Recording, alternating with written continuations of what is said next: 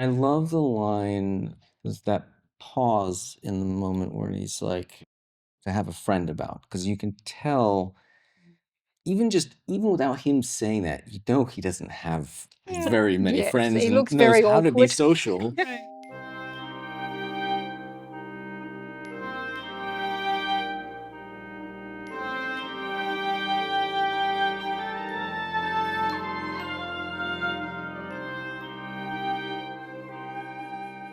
Hello and welcome back to T. Kingsley, the show where we talk about C. Kingsley over tea. I am Brooke Hamrick, co-creator, co-producer. I also play Charlotte Kingsley, and I am joined, as always, by my co-producer, co-creator, director, writer, editor, doer of many things, Miss Ursula Rudorfer. Tell us about your tea today. Yes, I am going herbal with hibiscus. Lovely. And Mr. David Eyre, co-producer and co-star. What you got going in that cup today? Blueberry tea, actually. Delightful. Sensing a theme. I myself have a mint tea. It is quite lovely.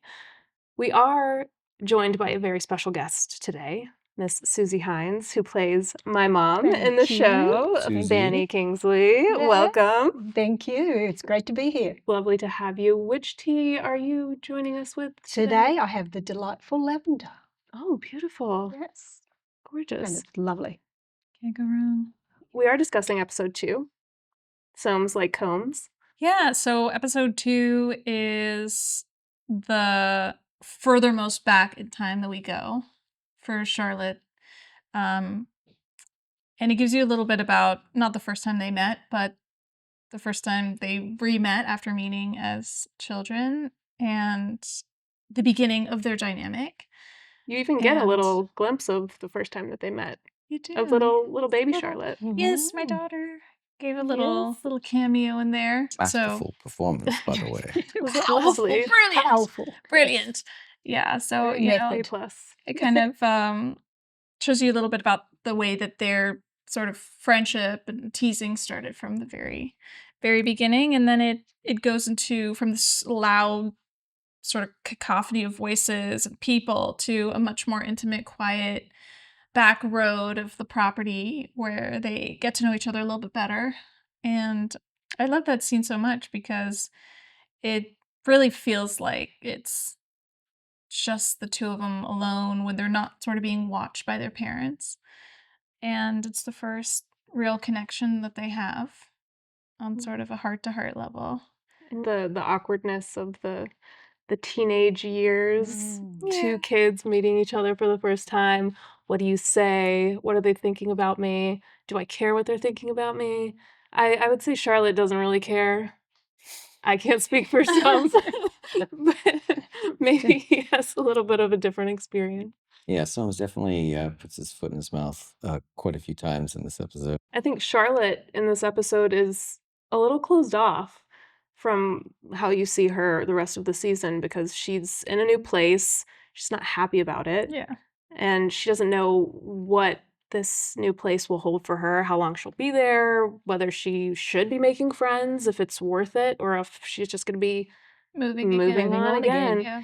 And so I like seeing her, how she was, and then being able to see her as she does become more comfortable. But this episode, you really, really get the sense of where she started out. And I really like that. And Soames is trying to find an in somehow. And I think it's really sweet how he does. Yes, I do too. Even if he stumbles a little along the way, it's with Yeah. his best intention. Yeah, I think that was pure luck that he found that clover. It's true. We've been trying for a long time. I mean, I think one of my favorite things is the establishment of the clover that ends up following them, you know, as time goes on and being their token of good fortune. I love that little moment as well. Yeah. The four-leaf clover and the look between the two of them, like Soames is like, oh, maybe I've got an in, and you're like, oh, does he like me? Look what he's given me. You know, it's kind of a very precious little moment of connection. I think that's my favorite little bit in the episode. Yeah. How about you, David? there's so many times when I'm kind of even watching the show and watching him and being kind of like, "Ugh," little cringe. So it is nice when he has these moments when he's, you know, he stumbles his way into figuring out how to be a person. Totally. Yeah. Yeah. He's still finding himself in this one. Yeah. I love the line, there's that pause in the moment where he's like, to have a friend about, because you can tell, even without him saying that, you know he doesn't have very many Yes, friends he and looks knows very how to be awkward. social. Right. He's not So one to maybe wander this up to a one- person and go, "Hey, be my buddy." Yeah. Right. Yeah. That's right. It's like Yeah. just deflecting a little bit, Yeah. talking about the mom, but he's really talking about himself. Yeah. Yeah. Yeah. Well, let's go into some of the comments. Ah, yes. See what people are saying on the tube. What are the fans saying? Hey, the episode was so good that I didn't want the credits to roll over this soon. Ah, Wow, Okay, that's think cool. good. that's Yes. I love Very that. That's nice. that's how a good I one. feel as well. Mm. The clover was such a sweet gesture. I agree. Very, very sweet. Mm. See, another great part. So looking forward to part 3. Love it. And can't wait to see where this goes. So I think people are It resonated enough. it did, Mm. yeah, Yeah. enough to make people want more, which is all that Totally. you can hope for. Exactly.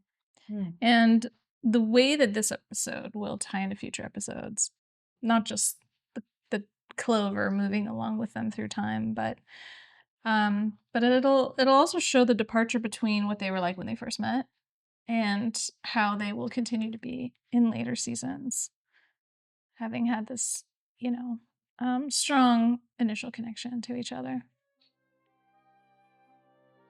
That's all we have time for today. Thanks for joining us as we talk about episode 2, Soames Like Combs. We will see you next time as we dive a little deeper into episode 3.